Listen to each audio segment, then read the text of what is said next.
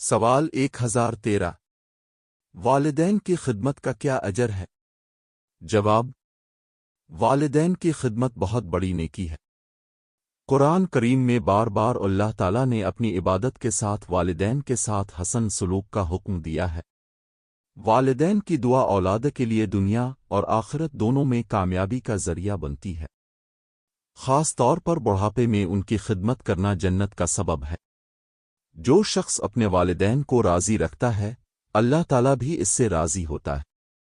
سوال 1014 علم حاصل کرنا کیوں ضروری ہے؟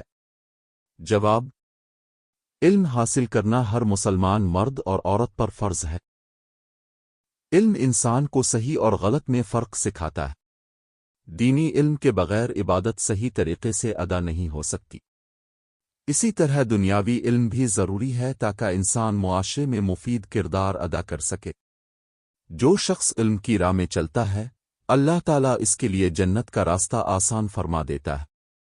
سوال 1015 صبر کی فضیلت کیا ہے؟ جواب: صبر ایمان کا نصف حصہ ہے۔ زندگی میں مشکلات، بیماریاں اور آزمائشیں آتی رہتی ہیں، لیکن جو شخص صبر کرتا ہے اسے بے حساب اجر ملتا ہے۔ صبر کا مطلب صرف برداشت کرنا نہیں بلکہ اللہ پر بھروسہ رکھتے ہوئے ثابت قدم رہنا ہے۔ قیامت کے دن صبر کرنے والوں کو خاص اجر دیا جائے گا اور ان کے لیے جنت میں بلند درجات ہوں گے۔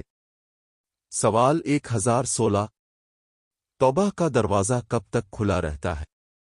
جواب: توبہ کا دروازہ اس وقت تک کھلا رہتا ہے جب تک انسان کی روح حلق تک نہ پہنچ جائے اور قیامت کی بڑی نشانیاں ظاہر نہ ہو جائیں۔ اللہ تعالیٰ بے حد مہربان اور معاف کرنے والا ہے۔